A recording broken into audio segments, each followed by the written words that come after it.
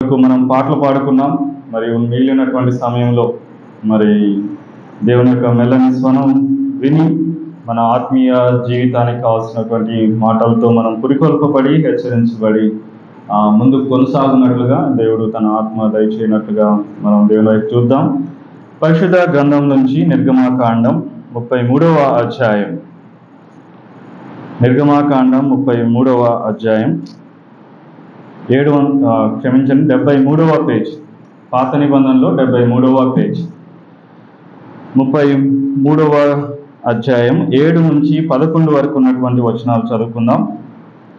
అంతటా మోషే గుడారమును తీసి పాలెం వెలుపలికి వెళ్ళి పాలెమునకు దూరంగా దాన్ని వేసి దానికి ప్రత్యక్షపు గుడారం అను పేరు పెట్టెను. యెహోవాను వెదికిన ప్రతి వాడును పాలెమునకు వెలుపలనున్న ఆ ప్రత్యక్షపు గుడారమునకు వెళ్ళుచూ వచ్చెను. మోషే ఆ గుడారమునకు వెళ్ళినప్పుడు ప్రజలందరూ లేచి ప్రతివాడు తన గుడారపు ద్వారమందు నిలిచి అతడు ఆ గుడారంలోనికి పోవు వరకు అతని వెనక తట్టు నిదానించి చూచుచుండెను. మోషే ఆ గుడారంలోనికి పోయినప్పుడు మేఘస్తంభం దిగి ఆ గుడారపు ద్వారమందు నిలువగా యెహోవా మోషేతో మాట్లాడుచుండెను. ప్రజలందరూ ఆ మేఘస్తంభము ఆ గుడారపు ద్వారమున నిలిచుట చూచి లేచి ప్రతివాడును తన తన గుడారపు ద్వారమందు నమస్కారం చేయుచుండిరి. మనుషుడు తన స్నేహితునితో మాట్లాడునట్లు యెహోవా మోషేతో ముఖాముఖిగా మాట్లాడుచుండెను. తర్వాత అతడు పాలెంలోనికి తిరిగి వచ్చుచుండెను. అతని పరిచారకుడును నూను కుమారుడైన యెహోషువ అను యవనస్తుడు గుడారంలో నుండి వెలుపలికి రాలేదు. అదే రీతిగా యెహోషువ గ్రంథం మొదటి అధ్యాయం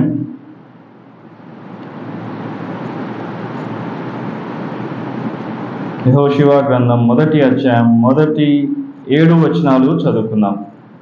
యెహోషువ గ్రంథం మొదటి అధ్యాయం మొదటి 7 వచనాలు. యెహోవా సేవకుడైన మోషే మృతి నొందిన తర్వాత యెహోవా నూను కుమారుడును మోషే పరిచారకుడునైన యెహోషువకు ఇలాగు సెలవిచ్చెను.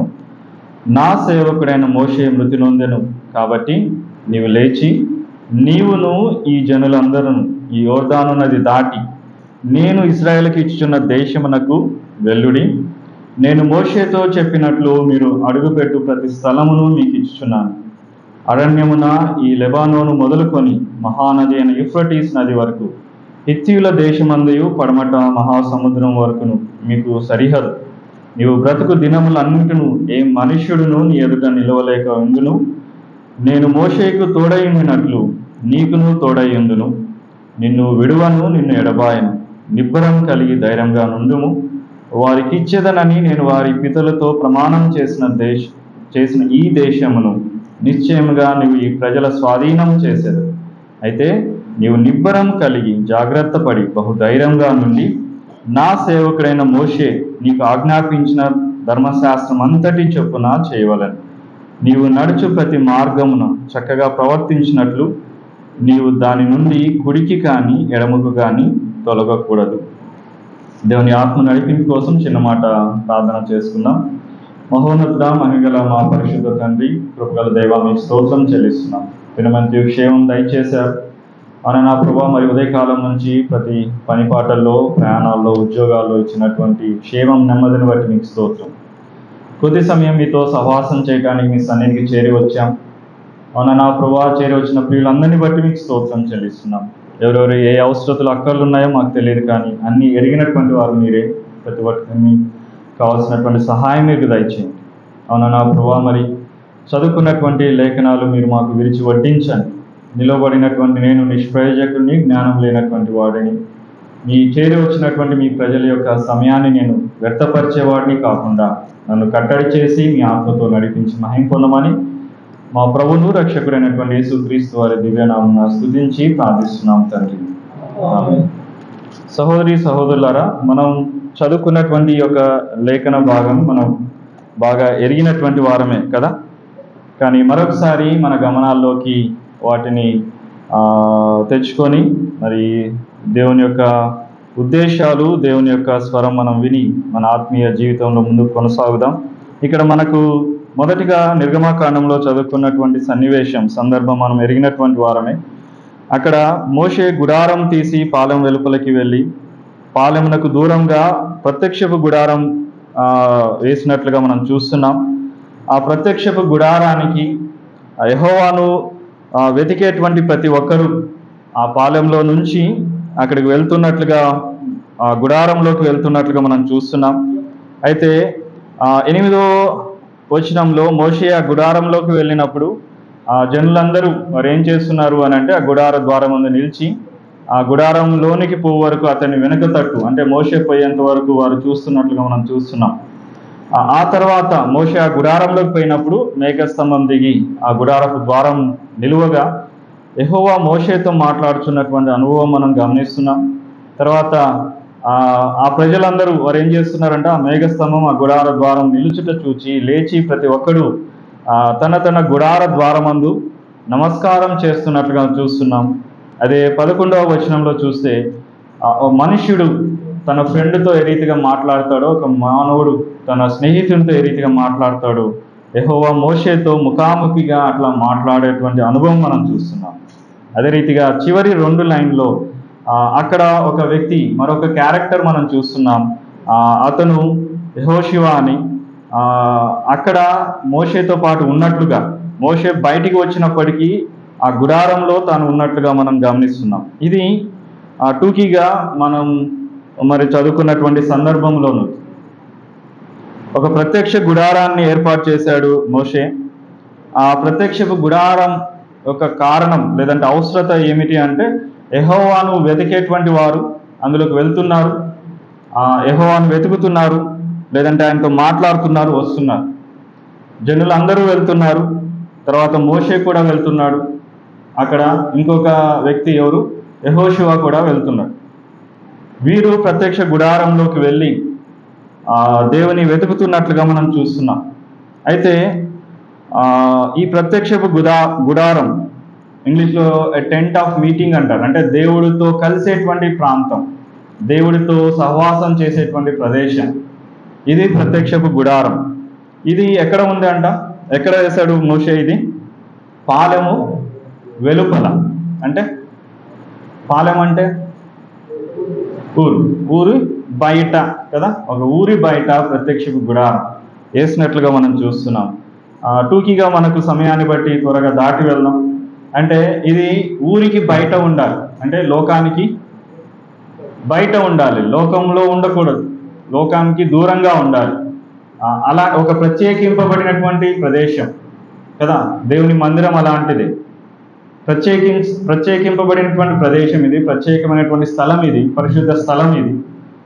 దేవునితో సహవాసం చేసేటువంటి స్థలం, దేవునితో మాట్లాడేటువంటి స్థలం, లేదంటే మోషేతో ఎట్లయితే దేవుడు ఒక స్నేహితుడితో దేవుడు మనతో మాట్లాడేటువంటి స్థలం కదా. ఎవరు వస్తారు ఇక్కడికి? దేవుని గురించి ఎక్కువగా తెలుసుకోవాలి అన్నటువంటి వారు వస్తారు కదా. యెహోవాను వెతికేటువంటి వారు అక్కడికి పాలెంలోకి వస్తూ పోతున్నట్లుగా మనం అక్కడ గమనించగలం. 7వ వచనంలో యెహోవాను వెతికిన ప్రతి వాడును పాలెంలోకి వెలుపున్నాడు. అందరూ రావట్లేదు, అందరి గురించి చెప్పట్లేదు. అక్కడ ఎవరి గురించి చెప్పబడింది? యెహోవాను వెతికేటువంటి వారు మాత్రమే కదా. దేవుని గురించినటువంటి సమాచారం, దేవుని గురించినటువంటి లేదంటే దేవుని యొక్క లక్షణాలు వెతికేటువంటి వారు మాత్రమే ఆ గుడారంలోకి వస్తున్నారు. అందరూ రావట్లా కదా. అందరూ వస్తారా మందిరానికి? మనం చేరి వచ్చే కుటుంబాల్లోనే అందరూ రారు కదా. పరిస్థితులు ఏమైనా దేవుడు అట్టి కుటుంబాల్లో సంపూర్ణమైనటువంటి రక్షణ కార్యం దేవుడు జరిగించునుగాక. కాబట్టి ఈ టెంట్ ఆఫ్ మీటింగ్ అంటే a place to meet the God, దేవునితో కలుసుకునేటువంటి ప్రదేశానికి ఇక్కడ మోషే వెళ్తున్నట్లుగా, తర్వాత అక్కడ ఉన్నటువంటి వారందరూ వెళ్తున్నట్లుగా మనం చూస్తున్నాం. అయితే ఒక ప్రత్యేకమైనటువంటి పరిస్థితి ఏమిటి అని అంటే, మోషే వెళ్ళినప్పుడు ఒక ప్రత్యేకం జరుగుతుంది. అక్కడ ఏమవుతుంది? అందరూ మోషే లోపలికి వెళ్ళిన తర్వాత వాళ్ళు ఏం చేస్తున్నారు? అందరూ గుడారం వారి గుడార తలుపుల దగ్గరకు వచ్చి మోషేను గమనిస్తున్నారు కదా. మోషేను గమనిస్తున్నారు. ఎందుకు గమనిస్తున్నారు మోషేని? 9వ వచనంలో చూస్తే ఆడొక స్పెషాలిటీ కనపడుతుంది. ఏమిటది? మోషే ఆ గుడారంలోనికి పోయినప్పుడు మేఘస్తంభం దిగి ఆ గుడారపు ద్వారమందు నిలవగా యెహోవా మోషేతో మాట్లాడుతున్నాడు. ఇది జనాలందరికీ తెలుసు, అక్కడ ఉన్నటువంటి ప్రజలందరికీ తెలుసు. ఇది తెలిసినటువంటి వారు దేవుడు ఏం మాట్లాడుతున్నాడో మోషేతో అని అన్నట్లుగా వారు వచ్చి కదా, ఒక ప్రత్యేకత ఏదైనా ఒక ఊహించినటువంటిది ఏదైనా జరిగినప్పుడు మనం ఏం చేస్తాం? లేదంటే ఏదన్నా శబ్దాలు అయినాయి, లేదంటే ఒక మంచి సన్నివేశాలే జరుగుతున్నట్టు శబ్దాలు అయినాయి, లేదంటే ఒక భయంకరమైనటువంటి పరిస్థితి జరిగిన శబ్దాలు అయినాయి, ఏం చేస్తాం మనం? ఇంట్లో ఉన్నటువంటి వారు బయటికి వస్తాం. బయటకు వచ్చి ఏం జరిగిందా అని గమనిస్తాం కదా. లేదు, ఒక ప్రత్యేకమైనటువంటి సందర్భం జరుగుతుందని తెలిసినప్పుడు కూడా మనం ఏం చేస్తాం? అక్కడికి వెళ్ళి వెతుకుతూ ఉంటాం కదా. కాబట్టి వారు కూడా మోషే వెళ్ళినప్పుడు అక్కడ నిలబడి వారు గమనిస్తున్నట్టుగా మనం ఈ యొక్క 9వ వచనంలో చూస్తున్నాం. అయితే ఆ ప్రజలు యెహోవాను వెతికేటువంటి వారు ఒకరు, మోషే ఒకరు. వీళ్ళిద్దరూ వారు ఎక్కడికి వెళ్తున్నారు? గుడారంలో, ప్రత్యక్షపు గుడారంలోకి వెళ్తున్నారు కదా. ఇందాకే మనం అనుకున్నట్లుగా అది ఒక ప్రత్యేకమైనటువంటి ప్రదేశం అని, పరిశుద్ధ ప్రదేశం అని, దేవుణ్ణి కలుసుకునేటువంటి స్థానం అని, ప్రదేశం అని మనం గమనిస్తున్నాం కదా. దేవుని మందిరం. ఈరోజు ఎంతమంది ఉన్నటువంటి పరిస్థితుల్లో దేవుని యొక్క సహవాసంలోకి వస్తున్నారు, దేవుని మందిరంలోకి వస్తున్నారు కదా. టెక్నాలజీ పెరిగిపోయింది, ఆన్లైన్. ఏమంటే ఆన్లైన్ ప్రార్థనలో ఉన్నాం బ్రదర్, ఆన్లైన్ ప్రార్థనలో ఉన్నాం సిస్టర్. టీవీలు పెట్టుకొని ఆన్లైన్లో వాక్యాలు, సెల్ ఫోన్లు పెట్టుకొని ఆన్లైన్లో వాక్యాలు. ప్రార్థనకి రండి, మందిరానికి రండి అని మనం ఆహ్వానించి చెప్తే వాళ్ళు ఏమంటారు? మేము టీవీలో చూస్తున్నాం, మేము ఆన్లైన్లో వీక్షిస్తున్నాం, లేదంటే ఆన్లైన్లో ఉన్నాం, ఆన్లైన్ ప్రార్థనలో ఉన్నాం అని చెప్పారు. కాదు. ప్రత్యేకించబడినటువంటి వారు, దేవుని పిల్లలు, వారు ఏం చేయాలి? గుడారానికి రావాలి, ప్రత్యక్ష గుడారానికి రావాలి. The place where God meets the people కదా. దేవుని ప్రజలతో ముచ్చటించేటువంటి ప్రదేశం, దేవుడు తన ప్రజలతో ముచ్చటించేటువంటి ప్రదేశంలోకి మనం సహవాసం లేదంటే గ్యాదర్ అవ్వాలి, కూడుకోవాలి. అప్పుడు దేవుడు మాట్లాడతాడు, అక్కడ దేవుడు మాట్లాడతాడు, ప్రత్యేకమైనటువంటి స్థానం. కాబట్టి ఇది ఒక చిన్న పాఠంగా మనం నేర్చుకోవడానికి మనం ప్రయత్నం చేద్దాం కదా. అక్కడ ఇంకొక మాట ఏమిటంటే యెహోవాను వెదికేటువంటి వారు వస్తారు. యెహోవాను వెదికేటువంటి వారు, లేదంటే ఈ రీతిగా చెప్పొచ్చా, యెహోవా స్వరం వినాలనుకునేవాళ్ళు, యెహోవా మాటలు వినాలనుకునేటువంటి వాళ్ళు వస్తారు. కానీ నేటి దినాల్లో ఉన్నటువంటి చాలా విషాదకరమైనటువంటి, బాధకరమైనటువంటి, మనం వినటానికి ఇష్టపడం, కూర్చొని వినటానికి ఇష్టపడం. దేనికి ఇష్టపడతాం? మన మాటలు ఇతరులు వినాలని ఇష్టపడతాం కదా. లోకంలో జరిగేదంతా ఇదే. మనం వినటానికి, యాక్చువల్గా పరిశుద్ధ గ్రంథం మనకేం చెప్తుంది? వినటానికి ఆతృతంగా ఉండాలి, మాట్లాడటానికి నిదానించేవాడు, వినటానికి. కానీ ఇది గ్రహించలేనటువంటి వారు వినటం కదా, వినటం. నేను కూర్చొని వినలేను అని విన్నటువంటి వారికే విశ్వాసం వస్తుంది. సమయం లేదు కాబట్టి ఈ రోమిలకు రాసినటువంటి పత్రిక మంచి లింక్ ఇచ్చినాడు దేవుడు. వినని వాడు ఎట్లా విశ్వసిస్తాడు, వినని వాడు ఎట్లా ప్రార్థన చేస్తాడు, వినని వాడు ఎట్లా నేర్చుకుంటాడు. ఆ మాటలు, ఆ పరిస్థితిని మనం గమనిస్తాం నెక్స్ట్ లైన్లలో. కాబట్టి దేవుని యొక్క ప్రత్యక్ష గుడారంలో దేవుని గురించినటువంటి, దేవుని వెతికేటువంటి వారు వెళ్ళేటువంటి స్థానం అని మనం చూస్తున్నాం. అయితే వెతికేటువంటి వారు కొంతమంది వెళ్తున్నారు, కానీ అంతకన్నా ఎక్కువగా ఆ మెచ్యూరిటీ లెవెల్స్ దాటిపోయి సహవాసం, స్నేహం చేసే ఒక స్నేహితులు గురించి మనం చదువుకున్నాం. ఎవరు? మోషే, యెహోవా దేవుడు కదా. ఒక స్నేహితుడితో మాట్లాడినట్టుగా మాట్లాడతాడు. నిజంగా ఈ అనుభవం ఉందా? మన జీవితాల్లో ఈ అనుభవం ఉందా? ఒక స్నేహితుడితో మాట్లాడేటువంటి అనుభవం. అంటే స్నేహితుడితో ఎట్లా మాట్లాడతాం? ప్రతి చిన్న విషయం మనం ఆయనకు చెప్పేస్తాం కదా, ఏమీ దాచిపెట్టుకోకుండా స్నేహితులు చెప్పేస్తాం. గత వారంలో మనం విన్నాం, ఫ్రెండ్షిప్ డే గురించి అన్న చెప్పినటువంటి వాక్యం. స్నేహితులు ఏమీ దాపరికాలు ఉండవు కదా. భార్యల దగ్గర అన్న కొన్ని దాపుతారు, భార్యలు భర్తల దగ్గర కొన్ని దాపుతారు, కానీ స్నేహితుల దగ్గర మాత్రం మొత్తం చెప్పేస్తారు. అంటే ఒక ఇద్దరి మధ్య ఉన్నటువంటి స్నేహభావం, స్నేహబంధం ఆ రీతిగా ఉంటుంది.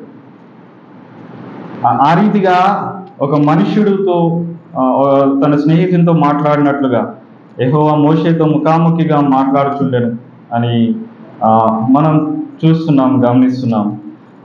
తర్వాత ఇక్కడ మనం గమనిస్తే అట్టి అనుభవంలోకి మనం కూడా రావడానికి మనం ప్రయత్నం చేద్దాం, ఒక స్నేహితునితో మాట్లాడినట్లుగా. అంటే స్నేహితులు యాక్చువల్లీ ఇంకో పాయింట్ ఇక్కడ ఏమేనంటే, స్నేహితునితో ఎట్లా మాట్లాడతాం? గౌరవించుకుంటూ మాట్లాడతామా? గౌరవం ఉంటుంది అక్కడ స్నేహితుల మధ్య? అంటే మాట తీరులో నేను అడిగేది, మాట తీరులో ఉండదు కదా. ఒరే ఒరే అని చెప్పేసి అనుకుంటాం, ఏ మామ అనుకుంటారు, ఇంకోటి ఎక్స్ట్రా. కానీ ఒక స్నేహితుడే మనకు ఆయన, కానీ ఆయనకి ఇవ్వాల్సినటువంటి గౌరవం ఆయనకి ఇవ్వాలి.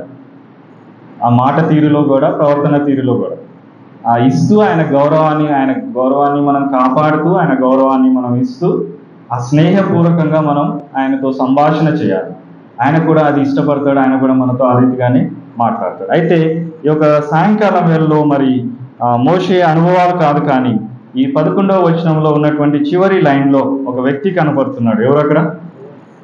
యెహోషువ కదా.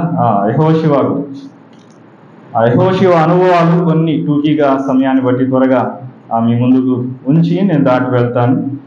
ఇక్కడ మోషే వెళ్ళాడు ప్రత్యక్ష గుడారంతో, ఒక స్నేహితునితో మాట్లాడినట్లు మాట్లాడి బయటకు వచ్చేసాడు. వచ్చిన తర్వాత చూడండి 11వ వచనంలో 33:11లో చివరి 3వ లైన్ నేను చదువుతున్నాను. తర్వాత అతడు పాలెంలోనికి తిరిగి వచ్చుచుండెను. అతని పరిచారకుడును నూను కుమారుడైన యెహోషువను యవనస్తుడు గుడారంలో నుండి వెలుపలికి రాలేదు. ఇతను మోషే వచ్చేసాడు, కానీ ఇతను మాత్రం రాలేదంట. ఎందుకు వచ్చిండాడు? అసలు ఆయన వచ్చేసాడు కదా, మోషే వచ్చేసాడు కదా, నాయకుడు వచ్చేసాడు, లీడర్ వచ్చేసాడు బయటికి. కానీ అతను ఏం చేస్తున్నాడు? ఎక్కడున్నాడు? గుడారంలోనే ఉన్నాడు. నాకు అనిపిస్తుంది అంటే దేవుని యొక్క ప్రత్యక్షత మోషేతో మాట్లాడినట్టు నాతో కూడా దేవుడు మాట్లాడతాడేమో అని, దేవుని స్వరం వినాలని అక్కడ వెయిట్ చేశాడేమో ఈ యెహోషువ, ఈ జాషువా కదా.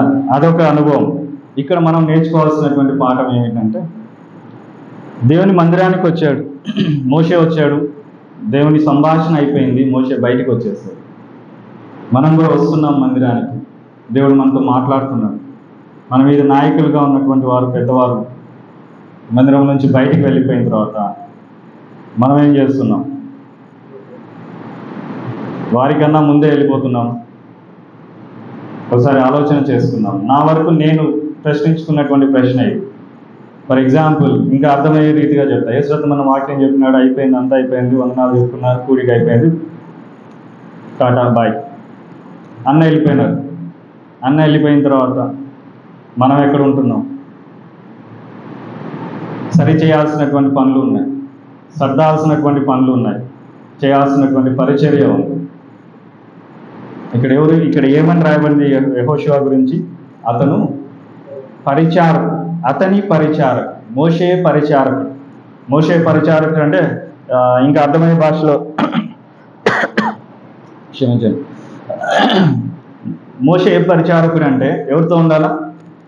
మోషేతో ఉండాలా, రైట్ హ్యాండ్ కదా. మోషే ఎక్కడ పోతే మోషే బ్యాగ్ పట్టుకొని మోషేకి ఏం కావాలో అవన్నీ చూసుకుంటూ వెళ్ళిపోతూ ఉండాలి కదా. కానీ మోషే ప్రత్యక్ష గుడారం నుంచి బయటకు వచ్చిన తర్వాత యెహోషువ రాలేదు. అతని పరిచారకుడే. కానీ ఏం చేస్తున్నాడంటే, దేవుని మందిరంలో లేదంటే ప్రత్యక్ష గుడారంలో తాను చేయాల్సినటువంటి పనులు ఏదైతే ఉన్నాయో అవి చక్కర పెట్టి తర్వాత బయటకు వచ్చేవాడేమో అని అనిపించింది నాకు. కాబట్టి మనం కూడా చేయాల్సినటువంటి పనులు, మందిరంలో చేయాల్సినటువంటి పనులు చాలా ఉంటాయి. బాధపడకండి, ఒక చిన్న విషయం మీతో పంచుకుంటా. మొన్న ప్రత్యేకమైనటువంటి కూడికలు జరిగినాయి. ఏం జరిగింది, ఏం అవసరతలు ఉన్నాయి, ఏం చేయాలి అనేది ఎంతమందిని మనము బాధ్యతగా తీసుకొని ఆ కూడికల విషయంలో ఆలోచన చేశాము, ఆ కూడికల గురించినటువంటి ఆసక్తి చూపించాము. ఒక్కసారి అంటే మనం సమాధానం చెప్పాల్సిన అవసరం లేదు, కానీ మనకు మనం ప్రశ్నించుకుందాం కదా. ఎన్నో సంఘాల్లో చెప్పకూడదు కానీ పరిచారకులు, పెద్దలు మ్యాట్లు తీసేటువంటి వారు ఉన్నారు, చీపురు పట్టుకొని ఊడ్చేటువంటి వారు ఉన్నారు, టాయిలెట్స్ క్లీన్ చేసేటువంటి వారు ఉన్నారు. నేను సామాన్య విశ్వాసుల గురించి చెప్పట్లేదు, పరిచారకులు, పెద్దల గురించి చెప్తున్నాను. గత శుక్రవారం ఆదివారం నల్గొండలో వెళ్ళాను.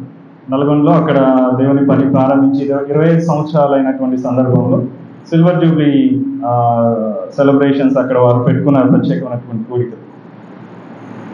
ప్రత్యక్షంగా నా కళ్ళతో చూసినది ఏంటంటే, దాదాపు నల్గొండ ప్రాంతంలో మా మేనమామ ఆనంద్ బాబు మామ అని చెప్పేసి నిలబడి సేవ చేస్తున్నారు. అంటే ఉద్యోగం చేస్తూ తను పరిచర్య చేస్తున్నాడు. తను ఒక్కడే వెళ్ళాడు కుటుంబంతో.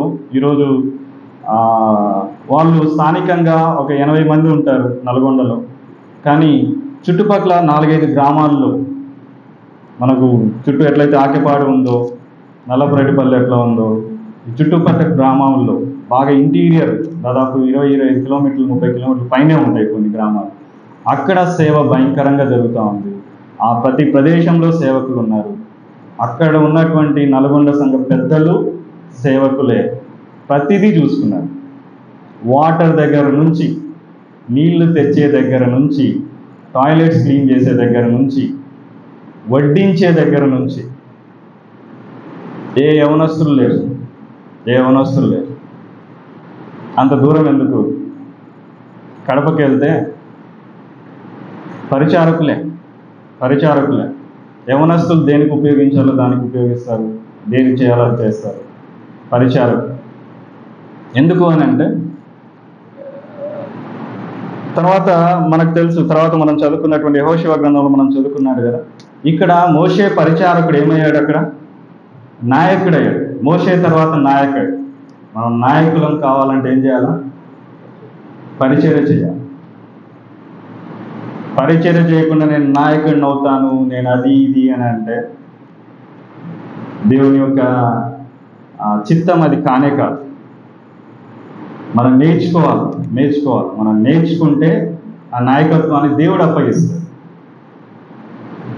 మనం నేర్చుకోకుండా, మనం కూడికలకే సరిగా రాకుండా, మనం ఏదో అనుకొని, మనం ఏదో ఊహించుకొని మనం ఇది అని అనుకుంటే మనం పొరపడుతున్నాం. జాగ్రత్త. ఎందుకంటే కొన్నిసార్లు ఎట్లా ఉంటుందంటే పరిస్థితులు, దేవుడు నాతో మాట్లాడుతున్నాడు, నాకు ఇది చేయాలని ఉంది ఆశ, నేను చెయ్యాలి అని అనుకున్నప్పుడు, అది నిజంగా దేవుని యొక్క ఉద్దేశం అయితే మనం చేసే ప్రతి పనిలో, మనం చేసే ప్రతి ఇదిలో ఆటంకాలు ఉంటాయి. అంటే అచ్చమైన ఒలీవ నూనె రావాలంటే ఏం చేయాలి? దంచబడాలి. దంచబడిన తర్వాత ఆ ఒలీవ నూనె వస్తుంది. మనం దంచబడటానికి దేవుడు మనల్ని ఇది చేయాలంటే మనం తట్టుకోకుండా నాకు నాయకత్వం కావాలా, నేను యెహోషువలాగా ఉండాలా, నేను మోషేలాగా ఉండాలి అంటే కుదరదు. అతని పరిచారకుడు, ఆ పరిచారకుడు అనుభవాలు మనం చూస్తున్నాం. గుడారంలో ఉన్నాడు మోషే వెళ్ళిపోయిన తర్వాత కూడా, నాయకుడు ఆ గుడారం నుంచి బయటికి వెళ్ళిపోయిన తర్వాత కూడా అక్కడ తను చేయాల్సినటువంటి పనులు ఏదో తను చేస్తున్నాడు. నిజంగా ఒకసారి ఆలోచన చేసినప్పుడు, దేవుడు వాగ్దానం చేసినటువంటి దేశం ఎట్లా ఉందో అని వేగు చూడటానికి మోషే పంపిస్తాడు కదా. 12 గోత్రాల్లో నుంచి ప్రాముఖ్యులైనటువంటివి ఒక్కొక్కరిని చూసుకొని పంపిస్తాడు. అందులో యెహోషువ కూడా ఒకడు. యెహోషువ, కాలేబు యూదా గోత్రానికి ప్రాముఖ్యుడు చెందినటువంటి వాడు. యెహోషువ ఎఫ్రాయిము గోత్రానికి చెందినటువంటి వాడు. ఈ 12 మంది వెళ్తారు. 12 మంది వెళ్ళి ఆ దేశాన్ని, దేవుడు వాగ్దానం చేసిన దేశం ఎట్లాంటిదో చూసి రమ్మంటే వెళ్తారు. వెళ్ళి చూసి వస్తారు. 12 మంది పోతారు, 12 మంది చూసి వస్తారు. వచ్చిన తర్వాత వారు ఏమైపోతారు? ఆ 12 మంది 2 గుంపులుగా విడిపోతారు. ఎందుకు? ఒకరేమో చెడ్డ సమాచారం, ఒకరు మంచి సమాచారం. అయ్యా, నువ్వు చెప్పినట్లు పాలు తేనెలు ప్రవహించే దేశమే, మంచి దేశమే, భలే ఉంది అని 12 మంది అన్నారు. కానీ అక్కడ ఉన్నటువంటి జనులు, అక్కడ ఉన్నటువంటి ప్రజలు, అబ్బో వాళ్ళని చూస్తే భయం వేసింది, వాళ్ళను మనం జయించగలమా, మనం పిట్టలు లేపినట్టు లేపేస్తారు, మనం అలాంటి వాళ్ళని జయించలేము అని 10 మంది ఒక గుంపుగా చేరిపోయినారు. మిగిలినటువంటి 2 ఈ కాలేబు, యెహోషువ వారు మాత్రం ఏమన్నారు? లేదు, మంచి దేశాన్ని దేవుడు మనకు ఇస్తాడు అన్నటువంటి ఆ దృఢ సంకల్పం, ఆ నిశ్చయతతో వారు చెప్పినారు. ప్రముఖమైనటువంటి 12 గోత్రానికి చెందినటువంటి వారే వెళ్ళారు, సమాచారం తీసుకొచ్చారు. కానీ అక్కడ ఉన్నటువంటి పరిస్థితులు జాగ్రత్తగా గమనించకపోతే ఏమైపోయింది? విడిపోవటం జరిగింది. విడిపోయినటువంటి వారు నష్టపోయారు. జాగ్రత్త. సంఘాల్లో కూడా జరిగేది ఇదే. మనం జాగ్రత్త లేకపోతే సంఘాలు విడిపోతాయి. సంఘాలు విడిపోయినాయంటే కుటుంబాలు విడిపోతాయి. కుటుంబాలు విడిపోయినాయంటే వ్యక్తిగతంగా సాక్ష్యాలు ఉండవు. కాబట్టి యెహోషువ గురించి మనం ఆలోచన చేస్తున్నాం. తను ఉన్నటువంటి యవనస్తుడు కదా, తన యవన ప్రాయం నుంచి పరిచయం చేసినట్టుగా తన లీడర్ని లేదంటే మోషేని ఫాలో అయినట్లుగా మనం గమనిస్తున్నాం కదా. తర్వాత ఇక్కడ మనం గమనించినప్పుడు మోషే కాలేబుని తీసుకొని పోవచ్చు కదా. నాకు వచ్చిన థాట్, ఎందుకు యెహోషువనే తీసుకెళ్ళాడు? వీళ్ళిద్దరూ ఒకే ఇది కదా. కాలేబు లేడే అక్కడ. యెహోషువ కాలేబు వీళ్ళిద్దరూ బాగా మంచి ఇది. కానీ మోషేతో ఎవరున్నారు? యెహోషువ ఉన్నారు. నిజంగా కొన్ని ఆధిక్యతలు మనం గమనిస్తే తదుపరి మనం బైబిల్ స్టడీలో నేను ఇదే యెహోషువ గురించి ఎక్కువగా బైబిల్ స్టడీ చేద్దామనే ఆలోచన కలిగి ఉన్నాను. ప్రార్థన చేయండి. కొన్ని ఆధిక్యతలు గమనించినప్పుడు, కొన్ని ఎలిజిబిలిటీ క్రైటీరియాస్ గమనిస్తే యెహోషువ కన్నా కాలేబుకే ఎక్కువ పాయింట్స్ కనపడతాయి. ఆయన యూదా గోత్రానికి చెందినటువంటి వాడు కాలేబు. యెహోషువ మాత్రం ఎఫ్రాయిం గోత్రం. దేవుని యొక్క దృష్టిలో యూదా గోత్రం అనేది ఒక ప్రత్యేకమైనటువంటి ఇది కదా. మరి అలాంటి గోత్రానికి చెందినటువంటి కాలేబును పక్కన పెట్టి యెహోషువను దేవుడు పైకి లేదు. ఎందుకు అట్లా అని మనం దేవుని ప్రశ్నించలేం. కానీ వారి జీవితాలు మనం గమనించినప్పుడు వారు అంటి పెట్టుకున్నారు, అక్కడే ఉన్నారు, మోషేతో కనిపెట్టినారు. The relation between Moses and Joshua, యెహోషువ మోషే యొక్క బంధం అలాంటి. ఎప్పుడు తనతోనే ఉన్నాడు, మోషేతోనే ఉన్నాడు కదా. మనం కూడా ఎప్పుడు ఎట్లా ఉండాలి? మన నాయకులను అంటిపెట్టుకొని ఉండాలి, దైవజనులను అంటిపెట్టుకొని ఉండాలి, వారితో ఎక్కువ సహవాసం చేసేటువంటి వారంగా ఉండాలి. కానీ అనేక సందర్భాల్లో మనం వారి నుంచి మంచి లేదంటే మెప్పు కావాలని మనం కోరుతాం. కానీ వారి నుంచి ఏదన్నా దండించినప్పుడు, లేదంటే సరిచేసే పనులు, లేదంటే సరిచేసే పరిస్థితులు మనకు హెచ్చరించినప్పుడు వాటిని మనం స్వీకరించేటువంటి వారంగా లేవు. అందుకే ఇంత నష్టాలు జరుగుతున్నాయి, మనలో కావచ్చు, మన కుటుంబాల్లో కావచ్చు. ఎప్పుడైతే మోషేతో ఆ రిలేషన్ కలిగి ఈ యవనస్తుడైనటువంటి యెహోషువ కలిగి ఉన్నాడో, తన జీవితంలో అనుకోనటువంటి మలుపు ఆ యెహోషువ జీవితంలో మనం గమనించవచ్చు. ఆ మోషే కాలం చెల్లిన తర్వాత, మృతి పొందిన తర్వాత యెహోషువకు ఆ మోషే స్థానాన్ని దేవుడు ఇచ్చినట్లుగా మనం గమనించగలం కదా. యెహోషువ గ్రంథం చూద్దాం, చూడండి, 1వ అధ్యాయంలో.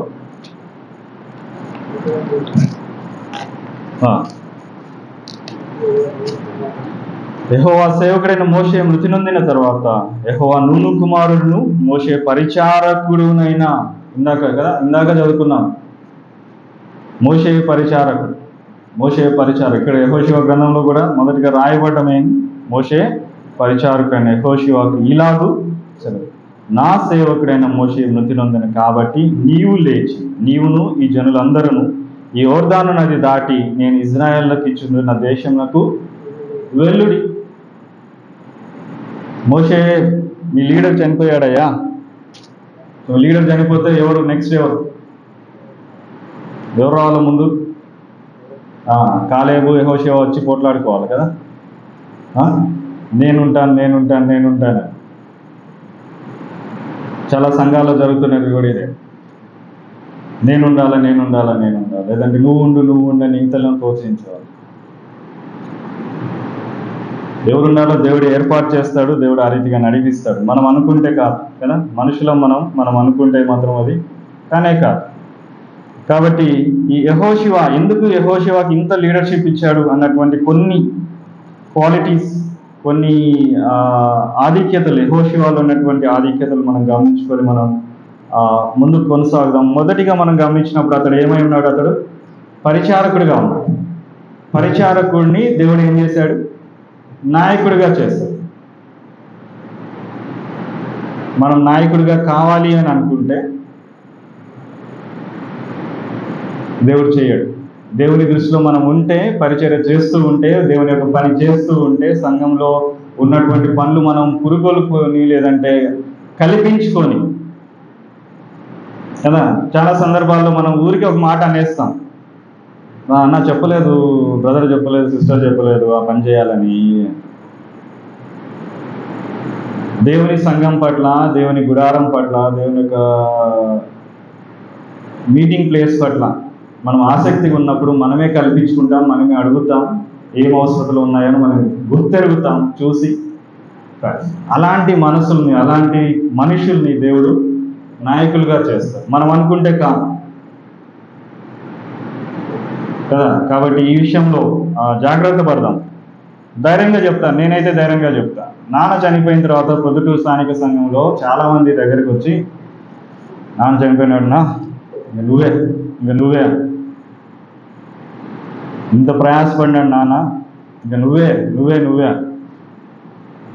ఏమనుకోవాలి నేను?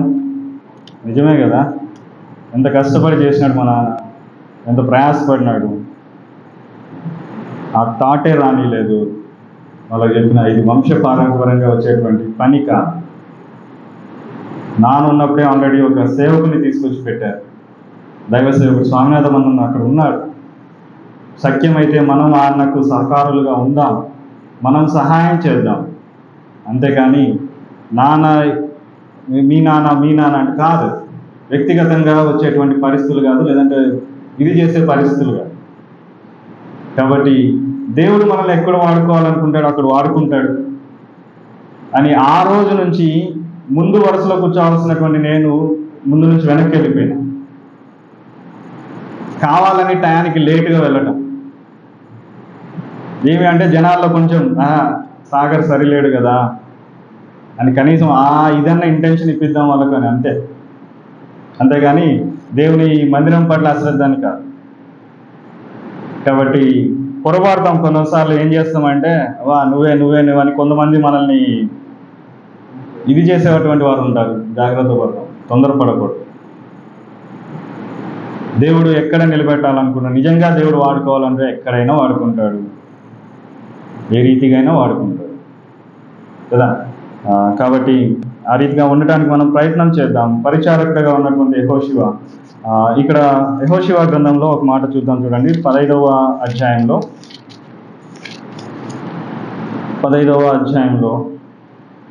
లేదంటే క్షమించండి 5వ అధ్యాయంలో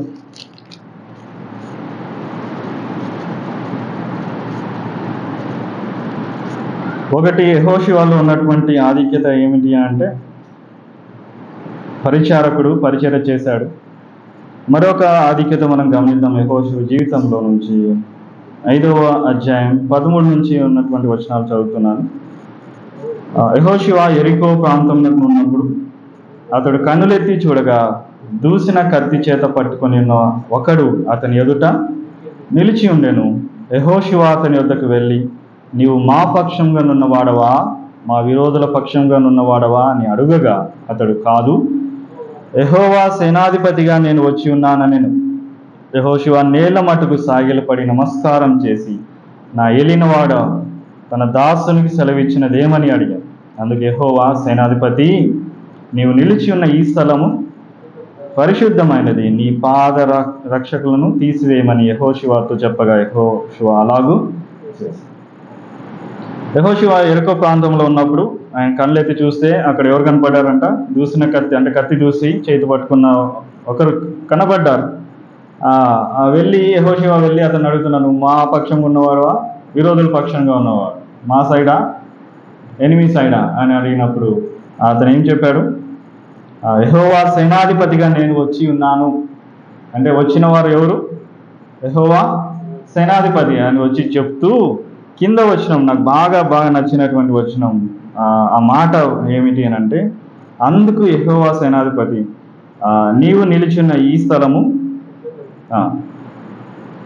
లేదంటే 14లో ఆ మాట అడిగినప్పుడు అది చెప్పినప్పుడు యెహోవా సేనాధిపతిగా నేను వచ్చినానని అన్నప్పుడు యెహోషువ చూడండి నేల మటుకు సాగిలపడి నమస్కారం చేసి, నేల మటుకు సాగిలపడి నమస్కారం చేశారు కదా.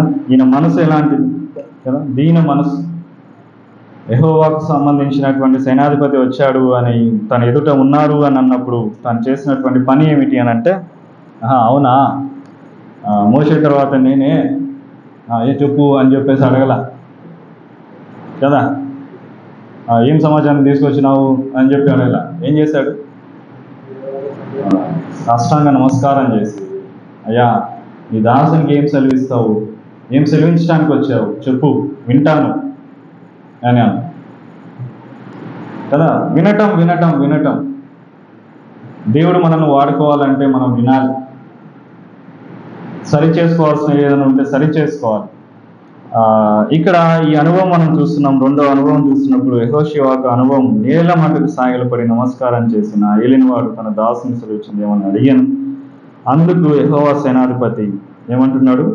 నీవు నిలుచున్న ఈ స్థలము పరిశుద్ధమైనది, నీ పాదరక్షకులను తీసివేయమని. చూడండి, కానీ కంపారిజన్ చేసుకున్నప్పుడు మోషే జీవితంలో కూడా ఇదే కాంటెక్స్ట్ వస్తుంది కదా. ఆ పొద చూసినప్పుడు వెళ్ళినప్పుడు దగ్గరికి వెళ్ళినప్పుడు ఏమంటాడు? ఇది పరిశుద్ధ స్థలం, ముందు నీ పాదరక్షణ.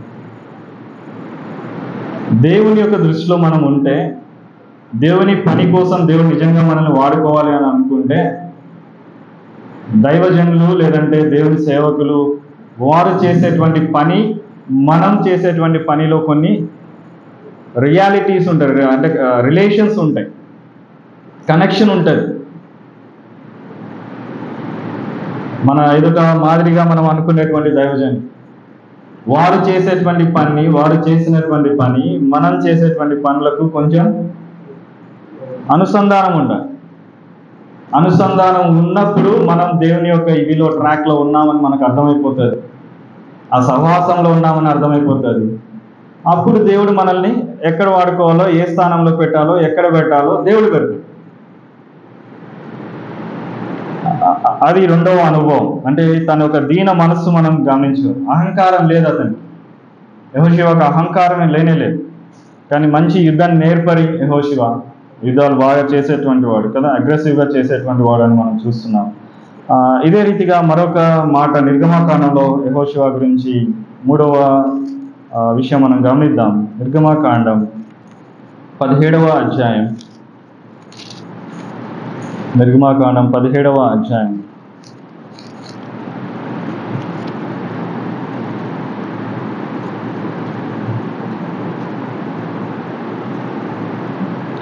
ఎనిమిది నుంచి చదువుతున్నాను. 8, 9 చదువుకుందాం. అదే రీతిగా 13 కూడా చదువుదాం, లేదంటే 8, 9. తర్వాత అమాలేకీయులు వచ్చి రెఫీదీములో ఇశ్రాయేలుతో యుద్ధం చేయగా మోషే యెహోషువతో మన కొరకు మనుషులను ఏర్పరిచి వారిని తీసుకొని బయలువెళ్ళి అమాలేకీయులతో యుద్ధం చేయము. రేపు నేను దేవుని కర్రను చేత పట్టుకున్న కొండ శిఖరం మీద నిలిచెదనని యెహోషువతో మోషే తనతో చెప్పినట్లు చేసినట్లుగా మనం చూస్తున్నాం.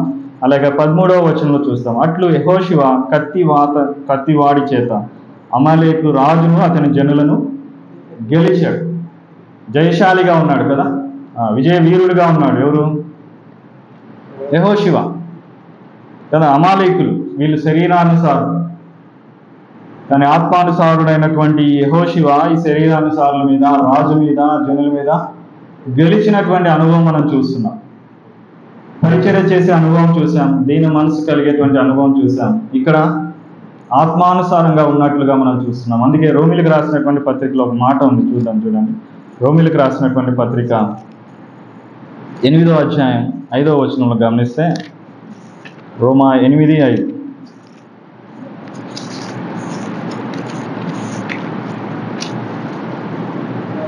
శరీరానుసారులు శరీర విషయముల మీద మనసుంతురు, ఆత్మానుసారులు ఆ ఆత్మ విషయాల మీద మనసునుంతురు. శరీరానుసారమైన మనస్సు మరణం, ఆత్మానుసారమైన మనసు జీవమును సమాధానం కదా. శరీరానుసారులు దేని మీద ఉంచుతారు? శరీరానుసారమైన మనసు దేవునికి విరోధమైన దాని కింద మనం చూస్తున్నాం. శరీరానుసారులు శరీర విషయాల మీద మనసు ఉంటారు. శరీరాలు బలహీనమైనటువంటి శరీరాన్ని ఆస్వాదం చేసుకుంటారు, అతిశయిస్తారు.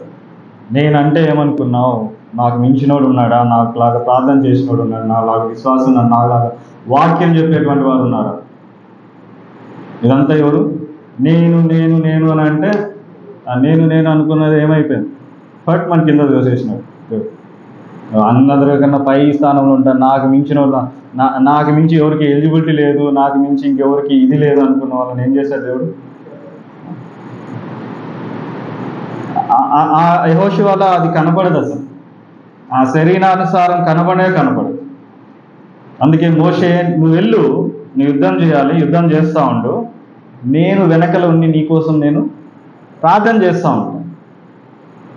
చాలా సందర్భాల్లో మనం మన ఒక శక్తి సామర్థ్యాలు ఉపయోగించుకొని మనం వెళ్ళి మనమంటే ఏందో చూపించుకోవాలని ప్రయత్నం చేస్తాం. కానీ దాని వెనకల ఎవరు ఉండాలా?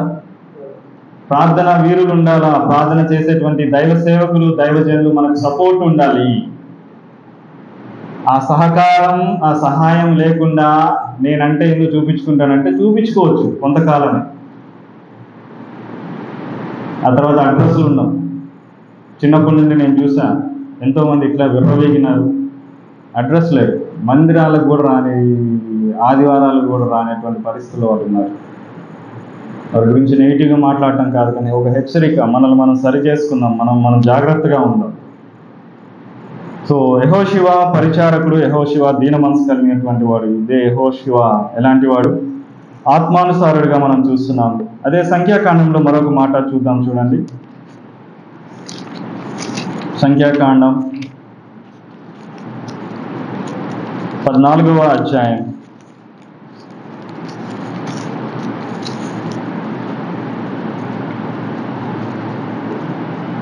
5 నుంచి ఉన్నటువంటి వచనాలు చదువుతున్నాను.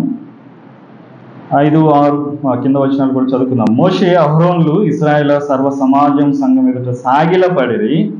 అప్పుడు దేశంను సంచరించి చూచిన వారిలో నుండి నూను కుమారుడు యెహోషువయు యెఫున్నె కుమారుడు కాలేబును బట్టలు చింపుకొని ఇశ్రాయేలు సర్వ సమాజంతో, మేము సంచరించి చూసిన దేశం మిక్కిలి మంచి దేశం, యెహోవా మన యందు ఆనందించిన ఎడల ఆ దేశంలో మనలను చేర్చి దానిని మనకిచ్చును.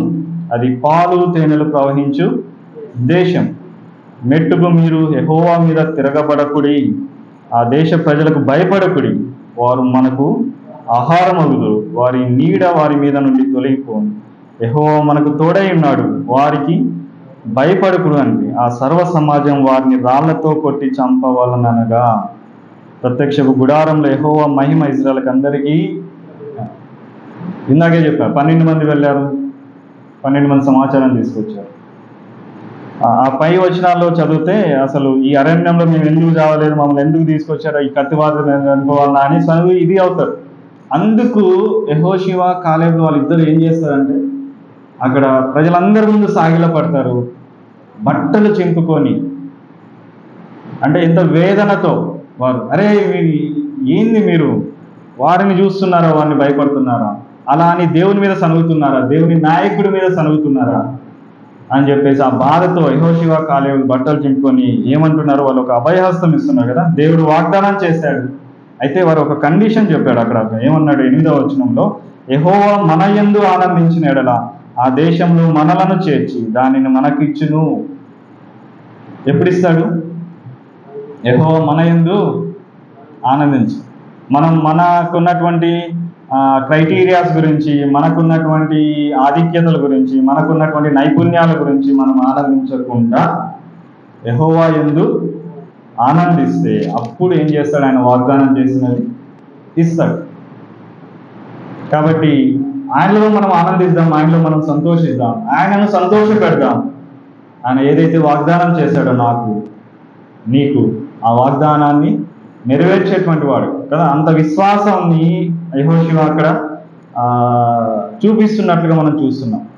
విశ్వాసం, ఆ నమ్మకం కలిగినటువంటి వాడుగా ఉన్నాడు. కాబట్టి యెహోషువలో అదొక లక్షణం చూడొచ్చు. మొదటిగా పరిచయాత్మకుడిగా ఉన్నాడు, తర్వాత దీన మనసు కలిగినటువంటి వాడుగా ఉన్నాడు, ఆత్మానుసారుడుగా ఉన్నాడు, తర్వాత ఒక విశ్వాస వీరుడుగా ఉన్నాడు. విశ్వాసం ఉంది అక్కడ ఉన్నటువంటి వారికి ఎవరికి లేదు, కానీ యెహోషువ కాలేబులకు మాత్రం విశ్వాసంతో దేవుడు మనల్ని వాగ్దానం చేసినటువంటి స్థలానికి మనం తీసుకువెళ్తాడు అన్నటువంటి మాట మనం చూడగలం. అదే రీతిగా మరొక 2 మాటలు మనం గమనించుకొని మనం ముగించుకుందాం. యెహోషువ గ్రంథంలో 8వ అధ్యాయంలో మరొక లక్షణం చూద్దాం యెహోషువ గురించి. యెహోషువ గ్రంథం 8వ అధ్యాయం 35వ వచనం. 35. యెహోషువ సర్వ సమాజం ఎదుట మోషే ఆజ్ఞాపించిన వాటినన్నిటిలో చదవక విడిచిన మాట ఒక్కటియూ లేదు. నేనేం చేస్తున్నాడంట? యెహోవా ఆజ్ఞాపించిన వాటినన్నిటిలో చదవక విడిచిన మాట ఒక్కటియూ లేదు. అంటే ఏం చదివింటాడు? ఏం చదివింటాడు?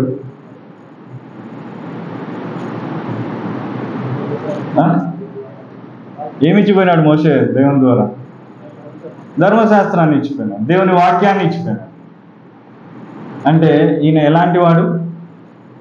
దేవుని యొక్క వాక్యం ఎందు ఆనందించేవాడుగా ఉన్నాడు, దేవుని యొక్క వాక్యాన్ని పఠించేటువంటి వాడుగా ఉన్నాడు, ఒక్క మాట కూడా వదిలిపెట్టకుండా చదివేటువంటి వాడుగా ఉన్నాడు. మనం బైబిల్ చదువుకుంటూ ఉంటాం చాలా సందర్భాల్లో. ఒకప్పుడు నాకు కూడా ఉండేది బలహీనం. మనకు అనుకూలతగా లేకుండా ఉంటే, మనం ఎక్స్పెక్ట్ చేసింది రాకుండా ఉంటే తూచ్ అని మళ్ళీ ఇంకొక అధ్యాయంలోకి పోతాం, ఇంకో వచనాల్లో. ఈ మధ్య నేను రోజు పెట్టేటువంటి మార్నింగ్ డివోషన్స్లో పెట్టేటువంటి వచనాలు చూసినప్పుడు ఒక బయట అంటే నామకార్థ క్రైస్తవుడే నాకు స్నేహితుడు, తను అడిగాడు, ఎప్పుడు మంచి పెట్టాలరా, ఏంది దేవుని వాగ్దానాలు అంటే? దేవుడు పరాక్రమంతుడు, ఆయన ఇది చేస్తాడు అది చేస్తాడని పెట్టినావు అని. దేవుని వాక్యం అది, అంతే. నువ్వు ఎప్పుడు మంచి కావాలా, నాకు ఇదే కావాలి అని అనుకుంటే అది కష్టం. ఆయన న్యాయస్తుడు, యెహోవా న్యాయవంతుడు. కాబట్టి దేవుని యొక్క మాటలు, ఈయన వాక్యం చదివేటువంటి వాడుగా ఉన్నాడు యెహోషువ. మనం తెలిసినటువంటి వచనాలే. దేవుని యొక్క వాక్యంలో మనం ఆనందిస్తే, సంతోషపడితే ధన్యులుగా కీర్తన 1లో మనం గమనించగలం. మరొక మాట చూద్దాం. ఇదే 10వ అధ్యాయంలో, యెహోషువ గ్రంథంలో 10వ అధ్యాయంలో యెహోషువ ఎలాంటి వాడు? 10వ అధ్యాయం 12 నుంచి 15 వరకు ఉన్నటువంటి వచనాలు. యెహోవా ఇశ్రాయేలు ఎదుట అమోరీయులను అప్పగించిన దినమున ఇశ్రాయేలు వినుచుండగా యెహోషువ యెహోవాకు ప్రార్థన చేసి, ప్రార్థనాపరుడుగా ఉన్నాడు కదా. ఆయన వాక్యం చదివేటువంటి వాడే కాదు, ప్రార్థనాపరుడుగా కూడా ఉన్నాడు. ఏమని ప్రార్థన చేశాడంట? సూర్యుడా నీవు గిబియోనులో నిలువుము, చంద్రుడా నీవు ఆయలోను లోయలో నిలువుము, జనులు తమ శత్రువుల మీద పగ తీర్చుకుని వరకు సూర్యుడు నిలిచెను, చంద్రుడు ఆగెను అను మాట యాషోరు గ్రంథంలో రాయబడి ఉన్నది కదా. సూర్యుడు ఆకాశం మధ్య నిలిచి ఇంచుమించు ఒక నాడెల్లా అస్తమింపక త్వరపడలేదు. యెహోవా ఒక నరుని మనవి వినిన ఆ దినం వంటి దినము దానికి ముందే కానీ దాని తర్వాతనే కానీ ఉండలేదు. నాడు యెహోవా ఇశ్రాయేలు పక్షంగా యుద్ధము చేశాను. అప్పుడు యెహోషువ అతనితో కూడా ఇశ్రాయేలు అందరూ గిల్గాలులో పాలెంలోనికి తిరిగి వచ్చారు కదా. ఎంత ప్రార్థనాపరుడు! మన దీన జీవితాల్లో కూడా దేవునిలో మనం సాగుతుండగా దేవుని యొక్క చిత్తాన్ని జరిగించేటువంటి వారంగా ఉన్నప్పుడు ఏమై ఉండాలి? మన జీవితాల్లో ప్రార్థన ఉండాలి. ఎన్ని గంటలు మనం ప్రార్థన చేస్తున్నాం, ఎంత సమయం మనం ఆయనతో ముచ్చటిస్తున్నాం, ఆయనతో ప్రాధాన్యపడుతున్నాం, ఆయనను అడుగుతున్నాం, ఆయనకు చెప్తున్నాం, దేవా నాది పరిస్థితి ఇది కదా. ఒక ప్రత్యేకమైనటువంటి సమయాలు మనకు ఉన్నాయి ప్రార్థన చేసే సమయాలు. అలా కాకుండా మన పనులు మనం చేసుకుంటూ ప్రార్థన చేసేటువంటి అనుభవాలు మనకు ఉన్నాయా? చాలా సందర్భాల్లో డ్రైవింగ్ చేస్తూ నేను ప్రార్థన చేస్తూ ఉంటా, చెప్తూ ఉంటా ఇది పరిస్థితి. కొన్నిసార్లు కొట్లాడతా, కొన్నిసార్లు రిక్వెస్ట్ చేస్తా, అయ్యా ప్లీజ్ ఇది పరిస్థితి దేవా, ఇంకెట్లా అడగాలి నిన్ను, ఇంకెట్లా విన్నవించుకోవాలి నీకు, ఈ పరిస్థితి నుంచి దాటేది ఎట్లా? ఎన్నో సందర్భాలు కదా. కొన్ని సందర్భాల్లో దేవుడు వెంటనే సమాధానం ఇస్తాడు, కొన్ని సమయాలు మాత్రం నిజంగా మనం పట్టుదలగా అడుగుతున్నామా లేదా అని దేవుడు కూడా పరీక్షిస్తాడు. కాబట్టి ఇక్కడ కూడా అంతకుముందు జరిగినటువంటి అనుభవాన్ని యెహోషువ కోట్ చేస్తూ ప్రార్థన చేస్తున్నట్లుగా మనం చూస్తున్నాం.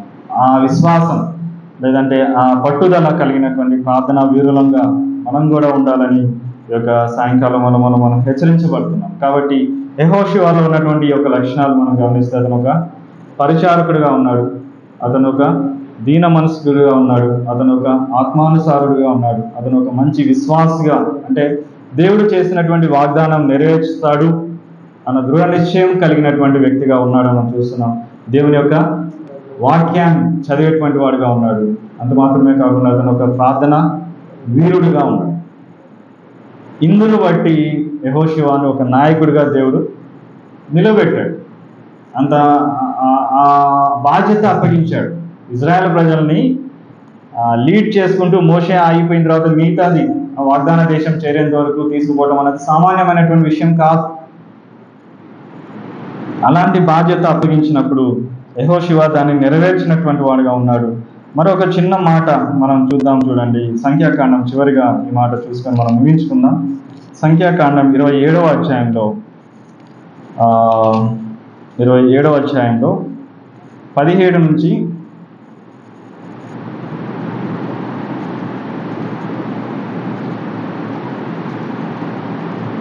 15 నుంచి చదువుకుంటాం. అప్పుడు మోషే యెహోవాతో ఇట్లా, నేను యెహోవా సమస్త మానవుల ఆత్మలకు దేవా, యెహోవా సమాజం కాపర్లేని గొర్రెల వలె వండుకున్నట్లు ఈ సమాజం మీద ఒకరిని నియమించుము. అతడు వారి ఎదుట వచ్చుచూ పోవచ్చు నుండి వారికి నాయకుడిగా ఉండటకు సమర్థుడై ఉండవలె. ఒక నాయకుడు కావాలయ్యా, నా తర్వాత ఒక నాయకుడు కావాలని మోషే ప్రార్థన చేసినప్పుడు దేవునికి అడుగుతున్నాడు. ఒక నాయకుడికి సమర్థుడైనటువంటి నాయకుడు కావాలా, సమర్థుడైనటువంటి నాయకుడు కావాలని ఎవరు అడుగుతున్నారు? మోషే దేవుణ్ణి అడుగుతున్నాడు. తర్వాత కింద వచనాలు మనం చూస్తే 18లో, అందుకు యెహోవా మోషేతో ఇట్లా, నేను నువ్వు కుమారుడైన యెహోషువ ఆత్మను పొందినవాడు, నీవు అతన్ని తీసుకొని అతని మీద నీ చేయి ఉంచి యాజకుడిగా ఎలియాజరు ఎదుటను సర్వ సమాజం ఎదుటను అతను నిలవబెట్టి వారి కన్నుల ఎదుట అతనికి ఆజ్ఞాపించు అని చెప్తూ,